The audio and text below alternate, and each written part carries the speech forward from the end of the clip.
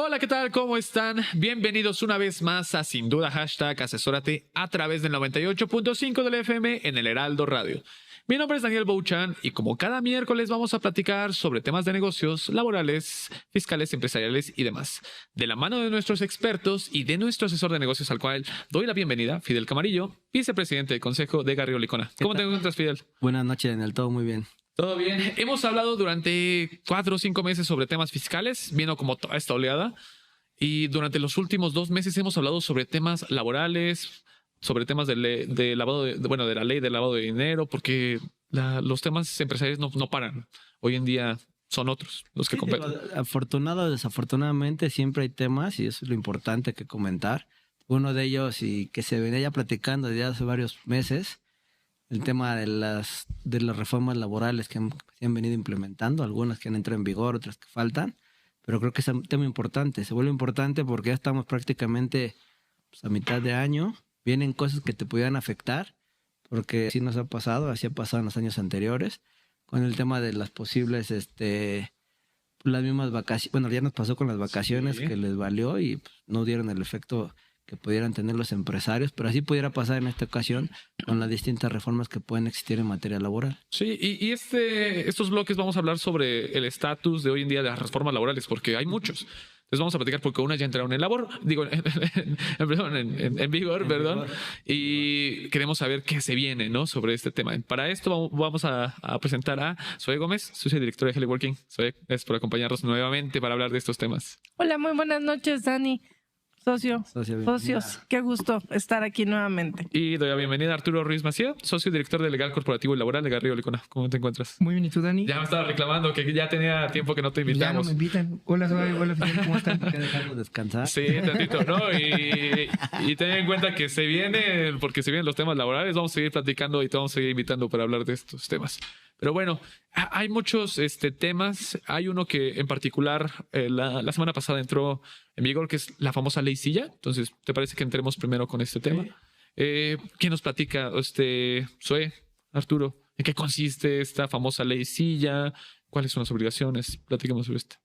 Pues la ley Silla es brindar un asiento con respaldo, que a mí la verdad no me gusta cómo entra la ley, porque solo habla de un asiento con respaldo para todo lo que es el retail, el comercio en lo general, que la gente está mucho tiempo parado, ¿no? Esto la verdad es que sí es pues bastante de la otra era. No es posible que no tengamos un asiento para que las personas pues descansen cada cierto tiempo. Si te vas a un poquito los antecedentes, bueno, pues el que está parado no se duerme, ¿no? Sí. Entonces, de ahí que no haya sillas en muchos puestos de trabajo. Pero bueno, hoy que tenemos una nueva era, pues tampoco está bien visto que no tenga un lugar donde tomar un reposo la gente, que su actividad es preponderantemente el estar parado para llevarla a cabo. Creo que es una ley que sí genera bienestar para las personas, pero también para los empleadores. Tiene un poquito de las dos partes. En materia, recuerden que en materia de IMSS, pues tienes la parte de riesgos de trabajo, que esa rama es patronal, y cuando alguien se te lesiona, pues por estar parado, una postura, cervicales, lumbares, pues igual te sale más caro. Sí. Entonces es un poquito el provocar ese bienestar de la gente a través de una silla, ¿no, Artur? Sí, es un tema que ya se venía, bueno, que ya se habían tardado en implementarlo en México, y más por todas las reformas enfocadas a, ejemplo, ya tenemos el tema desde hace muchos años de riesgos psicosociales, bienestar de los trabajadores. Entonces, o sea, sí faltaban este tipo de normas que, se escuchan muy básicas, pero no las teníamos, ¿no? Exacto. Ese es uno de los temas. Ahora, ya con base en esto, desde que entró en vigor el martes pasado, ya todos, ya desde el día 1, y hay que verlo a todos los parámetros de cada uno de los empleadores y centros de trabajo, ya deben estar cumpliendo. Entonces, si hablamos de centros comerciales, tiendas departamentales o todo el tema de servicio, pues es un tema que el día de hoy ya debería estar completamente implementado esa parte, ¿no? El poder brindar a los trabajadores, si lo permite, durante la jornada el asiento con respaldo, y si su jornada no lo permite, más bien, si por las labores que realicen no lo permiten, entonces al menos poder determinar y dar esa área de descanso con esas sillas para descansos periódicos. Okay. Esa es la parte real o material de la reforma. Ahora, la parte formal de la reforma es que también tenemos que hacer cambios en nuestra regulación interna, a nuestra normatividad interna. Para eso tenemos 180 días a partir del martes pasado para cumplir con estos cambios que tenemos que tomar en consideración. Okay. Por ejemplo, lo que regula nuestro centro de trabajo es el reglamento interior de trabajo. Tenemos que hacer ciertas actualizaciones mínimas o no, depende si nos queremos ir a lo mínimo indispensable, pero debemos estar cumpliendo. Pero la parte práctica es ver si nos va a dar tiempo estos 170 días que nos queda para hacer todos esos cambios, sí, o no nos va a dar tiempo, ¿no? A ver, hay una duda, Arturo. O sea, la parte práctica, eso la tenemos que ejecutar ya. Esa ya está vigente. Ya, tiene que ejecutar. Pero todavía tienes que hacer cambios internos que para eso nos dan lo que resta del año prácticamente, déjame decirlo así, o 180 días para poderlo cumplir. Es correcto. Lo mínimo indispensable es que deberemos cambiar nuestro reglamento interior de trabajo o actualizar nuestro reglamento interior de trabajo. Pero ahí les va la parte práctica. Si no tenemos un sindicato activo, entonces básicamente vamos a integrar una comisión mixta con el número de representantes del empleador y representantes de los trabajadores. Se formula ese cambio, se aprueba el cambio y se deposita en el centro. Pero si tenemos un sindicato o tenemos presencia sindical, tenemos que hacer esos cambios o esos ajustes al reglamento previa negociación, acuerdo con el sindicato, que deberá estar firmando y a su vez irme al centro. Okay. Y pueden ser cambios o muy sencillos o muy robustos. El gran tema es qué relación tengo con el sindicato titular del contrato colectivo del centro de trabajo que corresponda, ¿no? Y el momento que estés cruzando, ¿no, Artur? Si estás ahorita negociando incrementos salariales o prestaciones. Sí, si estoy en una revisión. O sea, exacto, te lo complica bastante porque es un algo más, además de la política a implementar para que des las reglas del juego, y sí te obliga. De hecho, la reforma señala específicamente el reglamento interior de trabajo. Es correcto. Ahora, esa es la parte práctica que debemos de estar acatando. Ahora, si nos queremos ir a mejores prácticas, hay empresas que tienen ciertas políticas internas que prevén el cómo o qué tipo de herramientas o prestaciones o que regulan cómo les vamos a estar dando estas herramientas o prestaciones. Entonces también tenemos que actualizar esas políticas que tengamos de carácter internos. Ejemplo, como buena práctica. Como buena práctica. La única obligación es irnos al reglamento interior de trabajo. Eso es lo único que está por ley. Oye, Arturo, ¿y este tipo de iniciativas o de reformas, cómo las van a revisar? Digo, te pregunto, hay temas en la construcción, la gente que trabaja en la construcción. Sí. O sea, no me imagino. La sillita en el andamio, ¿no? Sí. No, o sea, quiero imaginarme En el piso 80. o le tienes que poner una zona especial para que descansen y digo, esa es la parte que me cuesta trabajo en algunos sectores en específico. Es que, y lo comentaba muy bien Zoe, esto va dirigido a ciertos sectores, por ejemplo, como es el retail, como son servicios. Sí. Pero la misma reforma te lo dice. A lo que se aspira a la reforma es, primer conducta es poder dar ese asiento con respaldo durante toda la jornada laboral. Ponlo. Ok. ¿Sí?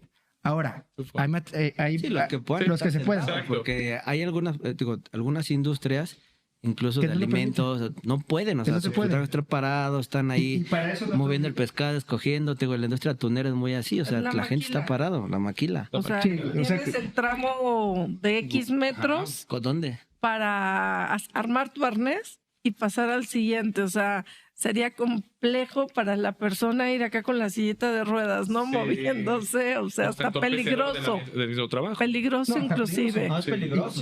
Y por eso lo que va a tener que hacer el empleador ya debió haber realizado es, voy a asignar lugares de descanso, voy a dar estas sillas con respaldo en esos lugares de descanso y voy a regular todos esos periodos de descanso obligatorios como parte de estas actualizaciones al reglamento interior de trabajo. Son las obligaciones que mencionan que tienen 180 días, entonces van alineadas. Ahora, ¿quién me va a inspeccionar? O lo que ya está vigente o en 180 días, la Secretaría del Trabajo y Previsión Social. ¿Cuál es la multa que tenemos en caso de incumplimiento? Hasta 2.500 sumas, más o menos estamos hablando de 240, 250 mil pesos, pero que puede ser aplicado por cada trabajador afectado o evento de incumplimiento detectado por la autoridad.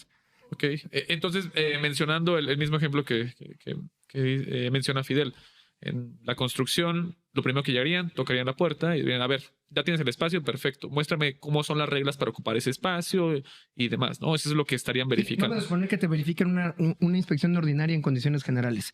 En el nuevo checklist o en el checklist deben de venir parámetros para regular esto. Tan sencillo, oye, preséntame tu reglamento interior de trabajo como parte de esas condiciones. En ese reglamento hay 3 puntos nuevos que hoy en día ya se prevén que deben de estar contemplados, pero te los van a inspeccionar hasta dentro de 180 días.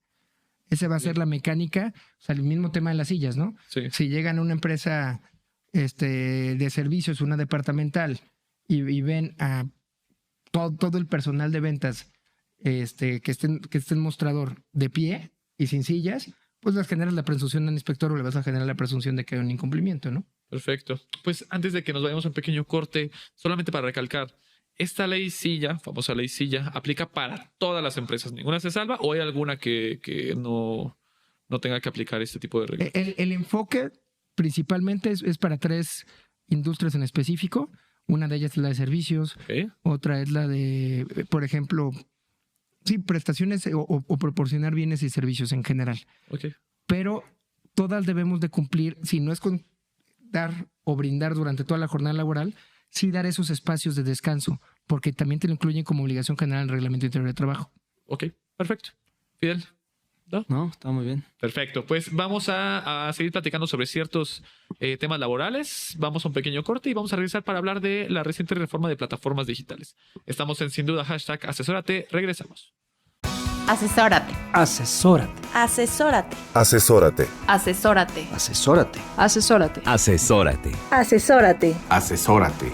No nos cansaremos de decírtelo. Asesórate. Garrido Licona. Asesoría fiscal, legal, financiera y de negocios. Visítanos en garridolicona.com. Estamos de regreso en Sin Duda, #asesórate a través del 98.5 del FM en el Heraldo Radio.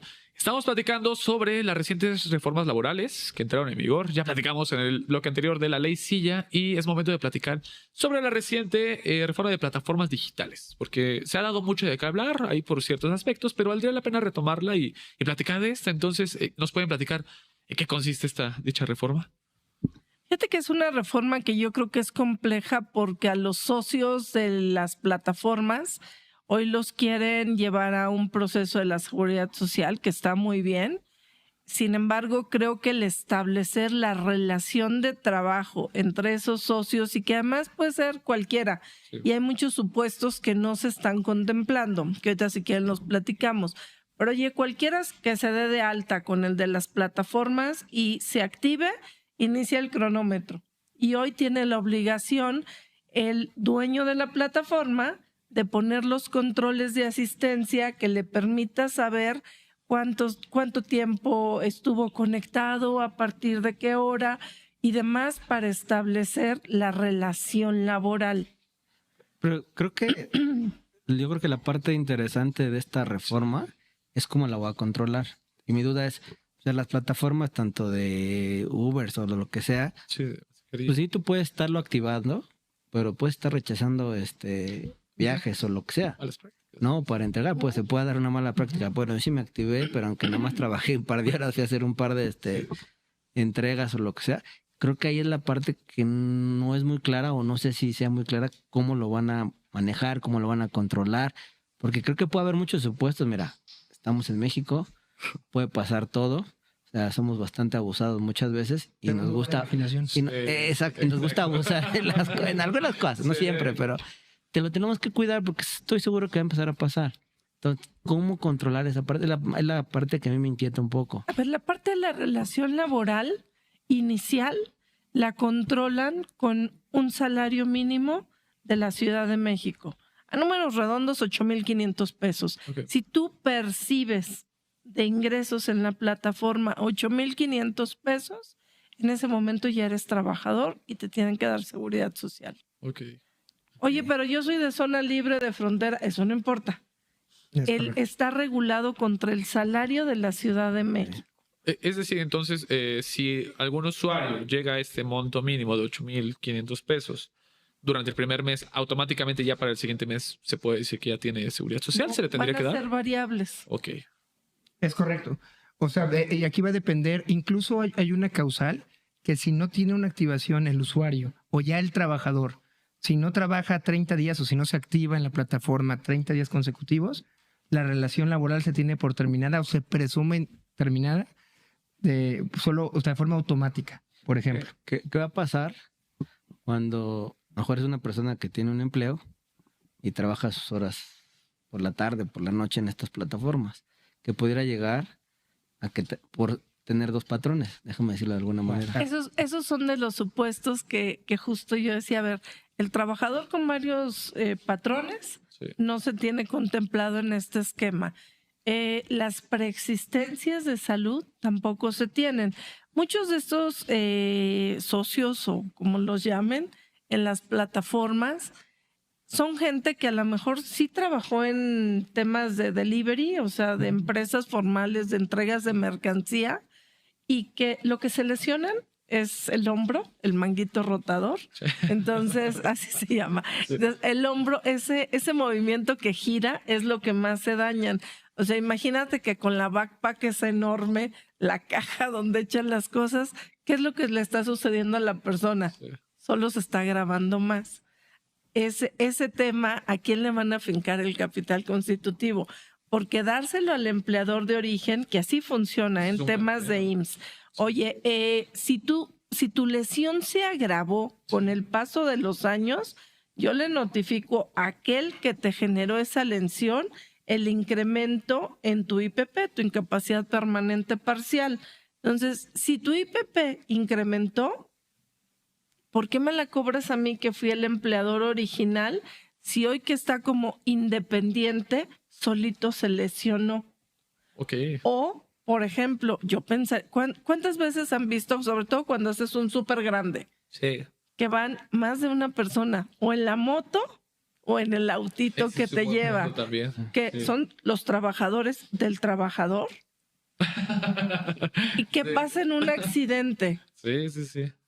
Ok, son buenos supuestos. Oye, y cuando se desactiva de la plataforma porque es flexible totalmente y decide pues que ya trabajó sus 4 horas, que es lo que le da su tiempo, se desactiva en ese momento, se suspende la relación. ¿Y qué pasa si tiene un accidente en trayecto? ¿Se lo cubres? ¿No se lo cubres? ¿Cómo lo catalogas? ¿Cómo terminas el trayecto? Ajá. ¿De dónde a dónde? O sea, tanto a la salida como a la entrada, Arturo. Sí, claro. No, es un tema muy, muy complejo. Es un capítulo y es bastante extenso, pero no están regulados todos los supuestos, o regularon los supuestos, pero tienen... De hecho, estamos en espera de las reglas generales que deberían estarlas emitiendo teóricamente para finales de esta semana. Ok. Y de ahí van a tener 180 días para la adopción. Para la adopción, exactamente.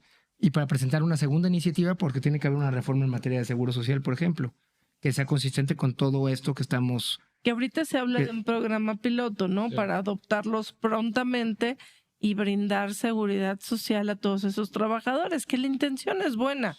El problema es que se califiquen como trabajadores. Sí. Aunque se abre un capítulo especial para todo lo que es la parte de finiquitos, o sea, y término de relaciones laborales, se abre un capítulo específico.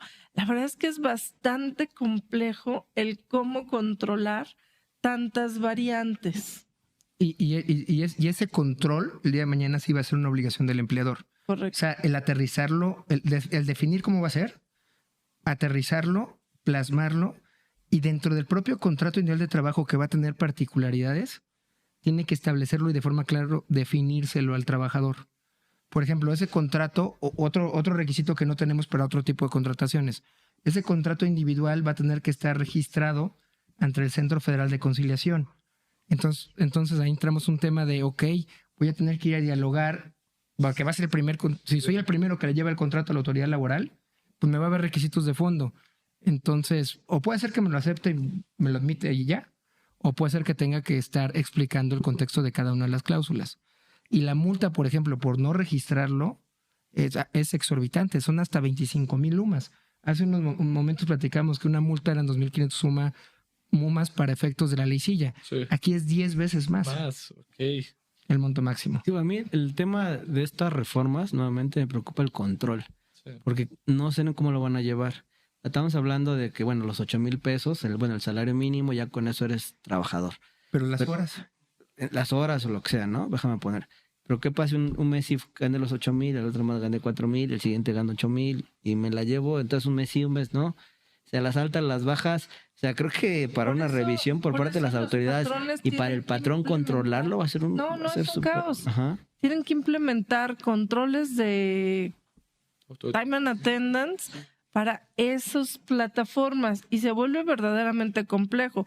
Y si además le aderezas el tema de la PTU, que la PTU dice que con 288 horas ya te consideran elegible para el reparto, 288 horas son 36 días, o sea, es una semana trabajando, ¿no? Wow. Entonces, oye, y yo trabajador que laboro todo el año, o sea, ya sé que va en proporción a los días, al salario, o sea, tienes la separación de las bolsas, pero en sentido de equidad para la gente, hoy tienen que repartir su utilidad con otros adicionales, que es un mundo de trabajadores, ¿eh? Por ejemplo, en tema de equidad y proporcionalidad por PTU, los trabajadores eventuales que trabajen menos de 60 días no tienen derecho. Correcto. Y en el ejemplo que va a dar Zoe, con 8 días, Sí. 8 días que regresamos, no sé cómo lo van a calcular o computar para llegar a esos 8 días. Y ahora resulta que Arturo trabajó 8 días en el año con 10, 8, 7 empleadores. Vengo por mi PTU. Es que ese es el tema, que a mí me da mucho la atención de estas reformas, que el trabajo, como siempre, se lo están dejando al empresario, al contribuyente, de ver cómo vamos a controlar esto.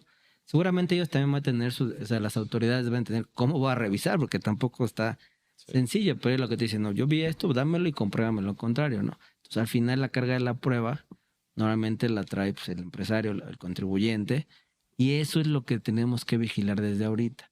Porque ahorita para las plataformas creo que sí va a ser un caos. caos el control, a lo mejor a través de herramientas tecnológicas y lo que sea lo van a empezar a evaluar, pero creo que por ahí puede haber detalles que pudieran ser entre bajas altas, sí va a ser un despapallito. Un caos de control, costos adicionales, porque si te habla la reforma de darles prestaciones legales, es decir, aguinaldo, vacaciones, prima vacacional, bueno, la parte de la PTU.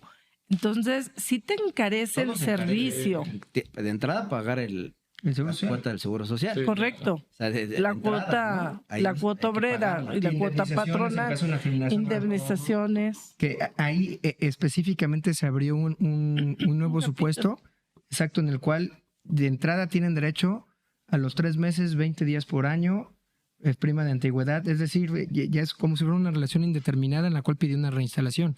O sea, sí se encarece mucho este tipo de cuestiones, ¿no? Sí, o sea, al final, y como siempre, y no está mal, pero el que acaba pagando el plato roto pues, es el contribuyente. Pues, tiene que pagar, llevar control, Sí. pagar las cuotas y todo lo que a lo mejor no sé si se evaluó cuando se implementó. Creo que es bueno, pero también la carga se la están dejando pues, Y toda la formalidad que ya tiene que tener implementada hoy, porque ahorita estamos hablando que tenemos una transición o un programa prueba para efectos de seguro, pero lo laboral ya entró en vigor. Correcto. Perfecto.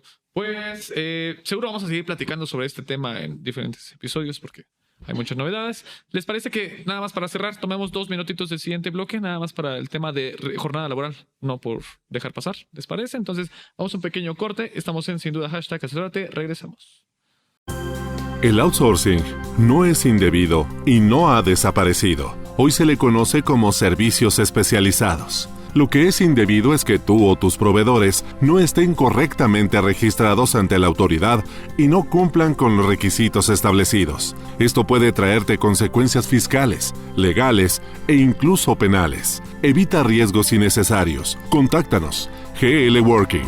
Working for you. www.glworking.com. Estamos de vuelta en Sin Duda #Asesórate a través de 98.5 del FM en el Heraldo Radio. Para cerrar este bloque sobre reformas laborales, solamente queríamos hacer un recordatorio de hoy en día el estatus de la reforma de jornada laboral. Estos 2 minutitos que nos puedan decir en qué nos encontramos y qué es lo que se viene. Hoy en día, ¿dónde estamos parados? Se están dando estos foros para efectos de discutir y analizar las propuestas para llegar a una iniciativa. ¿Quién está participando en estos foros?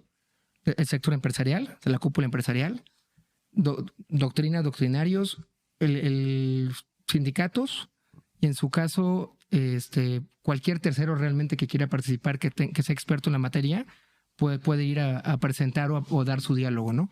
Ahora, van a ser 6 foros de los cuales llevan 2. Ok. Temas relevantes que se han platicado, esto es muy importante, es completamente conceptual, nada está aterrizado. Seguimos hablando de una reducción de 40 horas. Ya se presentó como idea y se platicó abiertamente el tema de una prima sabatina, al igual que nuestra prima dominical. También ya se platicó cuál va a ser nuestra transición. Si lo recuerdan, hace 2 meses cuando se dio a conocer esta noticia por parte de la administración pues hablamos de una transición de aproximadamente de 4 años.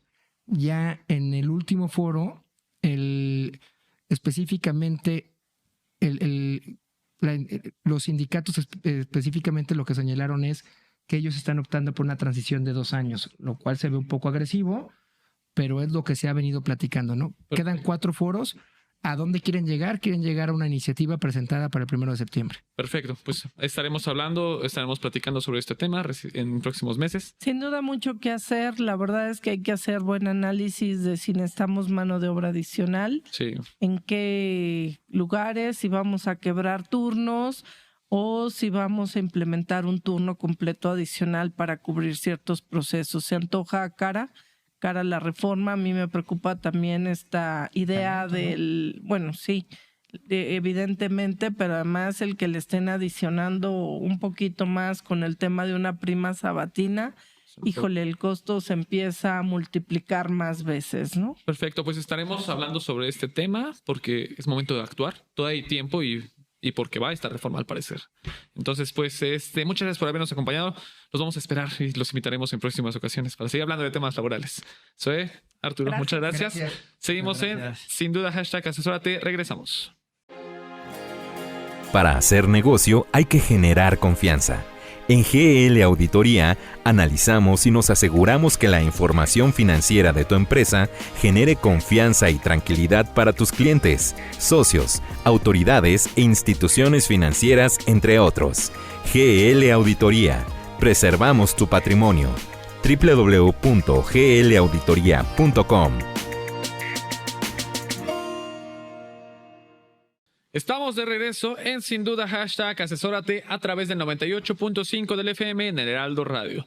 Fidel, pues platicábamos sobre reformas laborales, ya entraron en vigor, hay unas que se vienen, pero no es lo único que hoy en día se mueve en el Senado. También hay muchos temas como la famosa ley antilavado que hoy en día se sigue platicando, ya avanzado, pero sigue ahí. Mira, esta famosa ley de prevención y lavado de dinero ya tiene más de 1 año, 2 años, que ahí viene, pero no pasa. Pero creo que este año va a ser el bueno. Sí, Creo que ya va más avanzada que otros, porque el año anterior se quedaba a nivel de iniciativa, si mal no recuerdo. Ahorita nuestros expertos lo van a platicar. Pero creo que es algo que ya es necesario sí. y que trae cambios importantes que las empresas deben de empezar a cuidar y a vigilar en los próximos días. Vamos a ir monitoreando esta aprobación, si es que sea este año, pero creo que comparado con los años anteriores ya hubo un avance importante. Sí. Entonces todo pareciera pues, que va por buen camino. Sí, y nos van a platicar el estatus en este momento, nuestros invitados, pero parece que ahora sí es el año en la cual viene la ley antilavado y pues vamos a platicar cuáles son los cambios que se vienen derivados de dicha ley. Para este tema, pues damos la bienvenida a Ricardo Lechuga, CEO de GL Auditoría. Gracias por acompañarnos, Ricardo. ¿De qué, Mau? ¿Cómo estás? Muchas gracias por acompañarnos para hablar de este tema. Y Sabina Hernández es gerente de GL Auditoría para platicarnos sobre este tema de la ley antilavado. ¿Cómo estás, Sabina? Muy bien, buenas tardes, Bienvenida. buenas Ya tiene noches tiempo a que no nos todos. acompañabas para hablar de temas, pero qué bueno tenerte aquí de vuelta.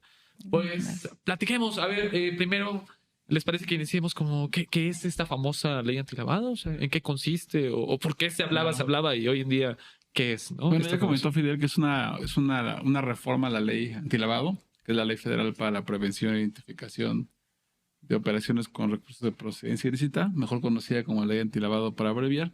Ya tiene algunos años, incluso Fidel decía 2 años, yo creo que son como 6. Bueno, pues Pero bueno, ya. Sí, se viste corto. Y como bien dijiste, siempre se quedaba a nivel de iniciativa. Vamos viendo. Yo creo que hoy ya avanzamos. Sí. ¿Y por qué avanzamos? Porque hay mucha presión. ¿Qué sucede? Cuando se da en 2018 la revisión mutua del GAFI, nos observan varias cosas y entre ellas había 2 importantes. Uno es el tema que en actividades vulnerables sí nos faltaba regulación. La teníamos, pero una regulación que le faltaba reforzar el programa de cumplimiento. Y otro, el tema de las sanciones, ¿no? Okay. Venimos avanzando, nos llega el año 2024 y empiezan ya las iniciativas referentes a la ley antilavado. De hecho, está hoy en día discutiendo en el Congreso. Es una iniciativa que se dio por ahí del mes de octubre de 2024 de un senador de Morena, donde ya se da esta iniciativa y empieza a filtrarse que había mucha presión. Primero porque hoy estamos en una revisión mutua del GAFI otra vez y está el tema de la presión de que una mexicana dirige el Grupo de Acción Financiera Internacional, que este Grupo de Acción Financiera Internacional es aquel grupo que nos difunde toda la ley antilavado. Entonces ya hemos avanzado, sí. ¿A dónde nos quedamos? Pues prácticamente, como bien decíamos, ya el miércoles pasado se sesionó en la Comisión de Justicia y Estudios Legislativos, donde ya prácticamente la reforma está aprobada. Okay. Digo, ¿qué falta? Falta tramitología, sí. Falta que se discuta por el Pleno del Senado. Pasa a comisiones de la Cámara de Diputados y luego pasará al Pleno de Diputados para su aprobación. Creemos que es tramitología. Ahorita tenemos muy claro que se han anunciado ya sesiones extraordinarias del Congreso. De hecho, iniciaron hoy. Sí. Hoy a la 1:00 p.m. se estaban ya las sesiones. Por ahí se acaba de filtrar un documento que mañana en la tarde se tiene planeado discutir algunas leyes, entre ellas la ley FIPERPI, la ley antilavado, la cual mañana se discutirán modificaciones y en su caso mañana podremos tener humo blanco o humo negro, pero ya es un hecho que ya se está pronosticando un cambio ya en esta ley que se aprueben las reformas. Bien, dice Fidel que pues ya tiene tiempo y sí, pero al parecer ahora sí es la buena y podemos decir que este año ya hay un cambio entonces. Sí, creo que sí, insisto, por la presión que hay de Grupo Acción Financiera Internacional.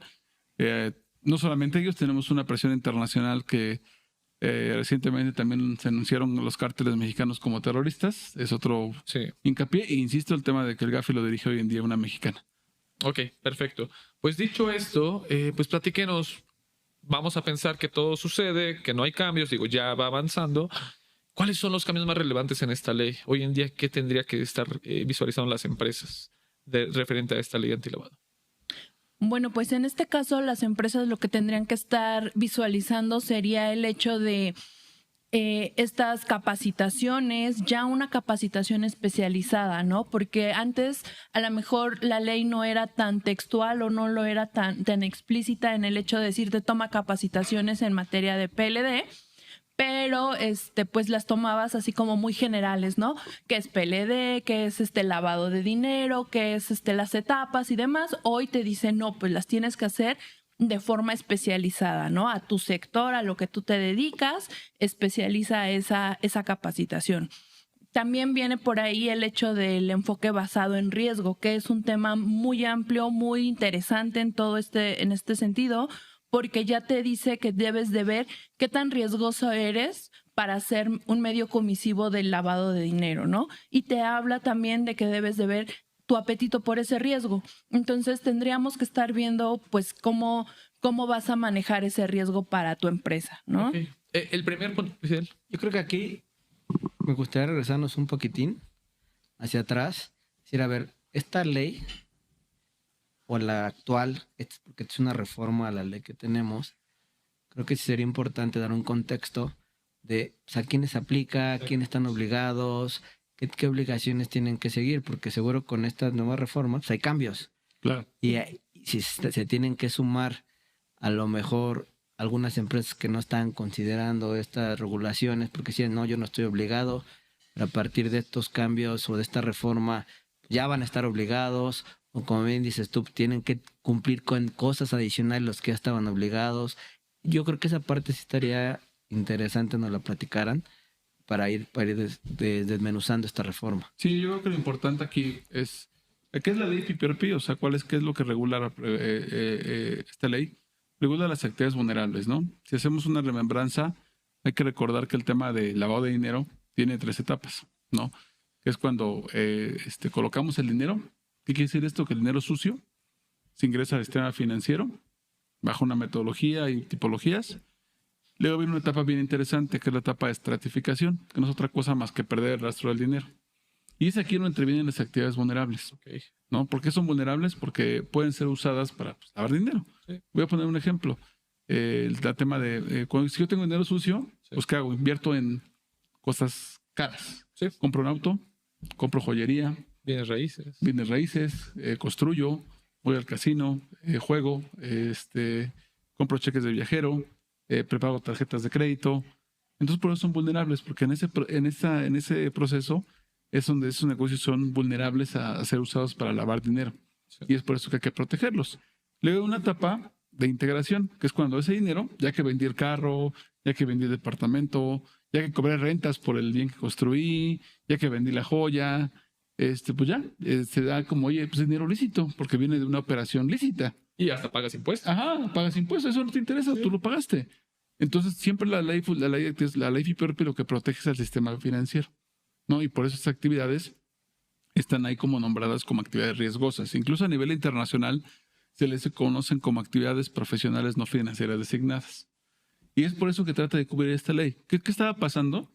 Que el sistema financiero era muy robusto, pero las actividades vulnerables no tenían el mismo programa de cumplimientos, era más flexible. Entonces ahora lo tenemos que homologar. Perfecto, pues vamos a seguir platicando sobre este tema. Sin embargo, vamos a un pequeño corte. Estamos en Sin Duda #asesórate. Regresamos. Asesórate. Asesórate. Asesórate. Asesórate. Asesórate. Asesórate. Asesórate. Asesórate. Asesórate. Asesórate. No nos cansaremos de decírtelo. Asesórate. Garrido Licona. Asesoría fiscal, legal, financiera y de negocios. Visítanos en garridolicona.com. Estamos de vuelta en el bloque final de Sin Duda #asesórate a través del 98.5 del FM en el Heraldo Radio. Estamos platicando con nuestros expertos sobre la ley antilavado y lo que se viene, cuáles son los cambios más importantes. Se nos platicaba Ricardo sobre básicamente a quién hoy en día va enfocada, a quién tendría que cumplir con esta dichosa ley. Interrumpimos la idea. Si gustas continuar. No, básicamente, como decíamos, con esta regulación lo que se trata del objetivo es homologar el cumplimiento que tiene un sistema financiero, o sea, lo que es un banco, una SOFOM, una unión de crédito, a lo que hoy en día es una actividad vulnerable, ¿no? Si bien es cierto, había obligaciones para actividades vulnerables, pero no eran las mismas, ¿no? Digamos, por ejemplo, como bien dice Sabina, no había obligación de una capacitación, de auditoría. Entonces, el objetivo de todo ello, esta reforma, es homologar ambas regulaciones, porque finalmente a nivel internacional hay que recordar que esto lo regula el Grupo de Acción Financiera Internacional. Por ahí hay dos recomendaciones, que es la 22 y la 23, que hablan de esto, donde dice prácticamente que las actividades en cuanto a cumplimiento, en cuanto a programa, debe estar muy similar al sistema financiero. Perfecto. Ahora, derivado de esta ley, ¿hay cambios en quién debería de cumplir o seguimos con los mismos? ¿Los mismos van a seguir cumpliendo? ¿Se agregó alguna actividad vulnerable? ¿Hay algún cambio respecto a esto? Pues mira, como tal cambio, agregarse alguna actividad vulnerable, no. Más bien cambiaron algunos sectores, algunas se les hizo como más específico, porque era un poquito ambiguo o lo dejaba muy al aire, muy general esta parte, ¿no? Y hoy te dice, bueno, para el desarrollo inmobiliario con fines de venta, la regulación o esta nueva reforma nos habla de aún y cuando se pongan a la renta estos inmuebles, también van a ser actividad vulnerable, ¿no? También por ahí con los activos virtuales también hay cambios. Ahí nos vamos a ver un poquito ya, vamos a meter un poquito a la CNBV, a la comisión, la vamos a meter en estos temas. Entonces también va a ser importante que lo tomemos en cuenta, ¿no? Perfecto. Estos son los cambios más relevantes relacionados con las actividades vulnerables. Sí, con respecto a quiénes son, a quiénes ataca esta ley, pues sí. Perfecto.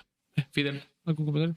Sí, aquí, a ver, sí me gustaría, tú dices que hubo cambios en donde fueron más específicos, que está muy interesante porque eso, oye, a ver, tema inmobiliario, ¿no? Cuando vendías, mucha gente ahorita construye y el negocio es rentar y eso no reportaba nada, ¿no? Sí. Exacto. Ahora sí lo van a tener que reportar, porque yo creo que lo importante o la lógica de esa reforma o de esa ley es que quieren ver dónde sacas dinero para la construcción, ¿no? Sí, de hecho, si vemos ese tema, fíjense que si vemos el tema a nivel internacional, siempre he sabido que el tema de desarrollo inmobiliario tiene un foco rojo. Sí. Digo, sabemos que hay ciudades en cualquier parte del mundo que ha crecido de esta forma, porque pues hay lavado de dinero, Sí. invierten en bienes inmuebles y se venden, se rentan, son plazas comerciales y demás, ¿no? Entonces esa es la razón que ahora, antes nada más era construyes y vendes, ahora no, ahora construyes y rentas, entonces te aplican, entonces tienes que identificar de dónde viene la lana. Sigo, de hecho, Sabi no me dejará mentir, pero ese aviso de desarrollo inmobiliario tiene esa connotación. Te viene ahí, si dinero tienes aportación de accionistas, si viene de algún préstamo, De las preventas. Entonces te dice, a ver, ¿de dónde viene ese dinero, no? Sí. Perfecto. Es mucho más específica. Exactamente. Perfecto. Entonces, valdría la pena darle una checada de nuevo a las actividades vulnerables, porque tal vez, así como este supuesto, pues se vuelven más específicos algunos otros, ¿no? Sí. Perfecto. Habría que revisar sobre todo qué actividad estás realizando y si esta está dentro del listado que maneja la ley antilavado, pues entonces empezar a encaminarte hacia su cumplimiento. Y yo creo que también es importante que comentemos, ya hablamos de quién tiene la obligación en este caso. Los momentos, los tiempos, las obligaciones quedaron igual o se movieron. Bueno, pues en este caso sí las obligaciones se movieron. Sí te está dando ya plazos, ya maneja plazos, que el plazo más largo es el de 1 año para aquellas personas que realizan actividades vulnerables cumplan con el sistema automatizado, con esta implementación de un sistema automatizado. Entonces, en ese caso, pues sí te habla de 1 año, pero consideramos nosotros que, bueno, 1 año es poco tiempo para poder determinar esta situación, ¿no? O cumplir con esta obligación. Háblanos de este sistema automatizado. ¿Este es nuevo o ya se venía manejando? Pues es un sistema nuevo relativamente porque para lo que es el sistema financiero ya existía, ya había sistemas automatizados, pero hoy en día para las actividades vulnerables pues viene a ser algo nuevo, viene a ser algo que apenas les está empezando a impactar. Entonces sí es un sistema donde les permita hacer todo lo que es la integración de sus operaciones, donde les permita hacer todo el seguimiento a sus acreditados o a sus clientes, a todas las personas con las que transaccionan, ¿no? De hecho, incluso ese sistema es bien importante porque es el alma del cumplimiento. Porque el sistema tiene que hacer el barrido de listas negras, tiene que hacer la integración de expedientes, bueno, poder ahí archivar los documentos, tiene que determinar el perfil transaccional o el EBR, que es la matriz de riesgos. O sea, es un sistema, y creo que es muy claro que un sistema automatizado en materia de PLD no es un sistema de información, como muchos lo piensan, ¿no? Y que yo tengo un RP muy robusto porque tengo el SAP. No. Es algo totalmente diferente, es un sistema muy especializado que tiene que cumplir con muchas características. Entonces eso es bien importante porque el sistema financiero ya lo tiene, pero ahora que ya vulnerable lo tiene que tener. Entonces hay que implementarlo, hay que parametrizar, cargar información, hacer pruebas, y por eso se habla de hoy 1 año puede ser mucho, sí, pero realmente no es mucho, porque el trabajo que hay que integrar y dependiendo del tipo de empresa, pues va a ser demasiado, ¿no? Sí, porque depende también mucho de las operaciones de cada uno, ¿no? O sea, hablemos de un casino que tal vez tiene tantas transacciones, identificar y demás, ¿no? O un desarrollador inmobiliario, que pues, hoy en día hay desarrolladores que tienen miles de proyectos, de viviendas, que venden departamentos, que venden inmuebles, rentan. Entonces todo eso, imagínate un cumplimiento para 3,000, 4,000 operaciones. Y aparte el seguimiento que hay que hacer. Creo que, a ver, como bien apuntan ustedes, creo que esto se va a tener que hacer a través de un sistema que en el mercado seguramente ya debe de haber o se están desarrollando. Porque creo que van a ser, o sea, no sistemas, déjame llamarlo de caja, porque cada caso va a ser en particular. Totalmente de acuerdo. Creo que aquí lo ideal es tener un sistema que se adapte o puedas tú adaptarlo a las necesidades que tú tengas. Que creo que por lo que dices, bueno, te va a ser un tipo de repositorio, pero que también te ayude a revisar listas negras o cierta información relevante, que creo que a lo mejor, digo, existe en el mercado, a lo mejor no así como se necesita, pero creo que sí hay alternativas de que estos sistemas se puedan adaptar a las necesidades de cada una de las empresas.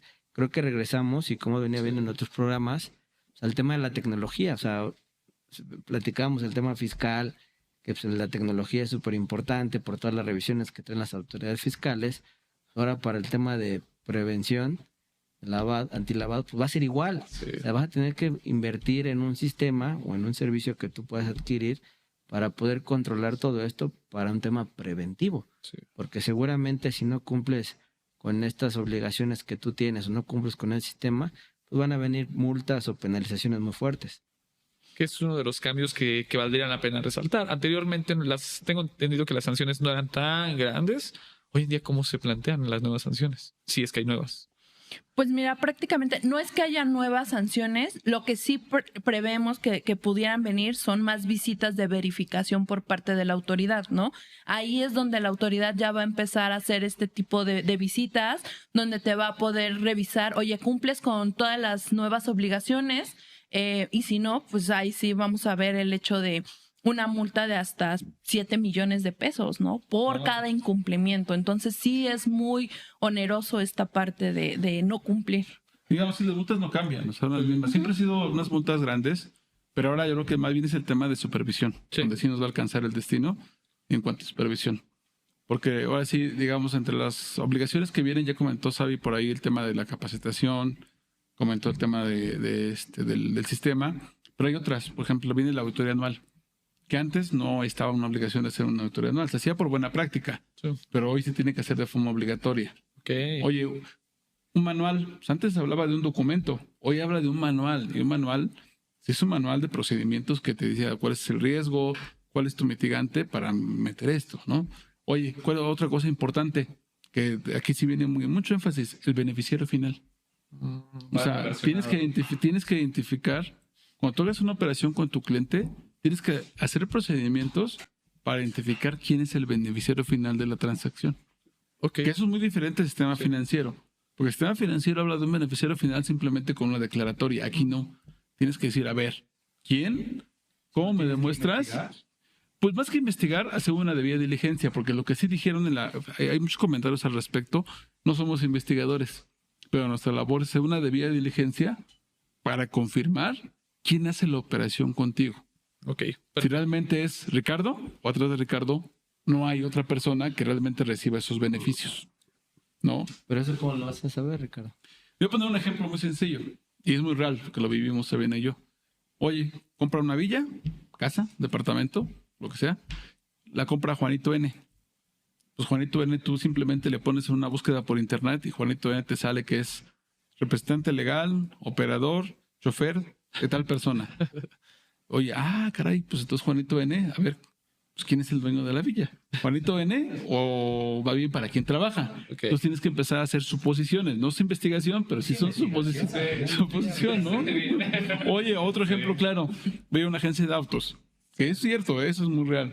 Oye, un chico de 19 años me compra un vehículo que te cuesta 3 millones de pesos. Y aparte lo quiere pagar en efectivo. Pregunta. Y te dice que es estudiante. ¿Tiene el recurso o hay atrás una persona? Su abuelito. Sí. Justo. ¿Quién es el beneficiario final y quién es el propietario real del recurso? Okay. Entonces tiene que ser el abuelito. Entonces tienes que identificar al abuelito. Eso es lo que tienes que hacer. O sea, hoy en día tienes que voltear esos niveles de poder ver todo este tipo de situaciones que antes no lo hacía. Simplemente con una declaratoria cumplía con lo básico y ya me quedaba. Hoy no. Hoy tenemos que reforzar esos procedimientos. Perfecto. Con estas reformas. Pues Ricardo, Sabina, gracias por habernos acompañado. Digo, ya sabemos que hay avances. Esperemos que en las próximas semanas ya haya noticias sobre que se haga oficial esto y nos vendrá a platicar sobre, ahora sí, todos los cambios y todo lo que tendrían que estar haciendo las empresas. Muchas gracias por acompañarnos. Fidel, nos vemos pronto. Nos vemos pronto, ahí los saludo. No.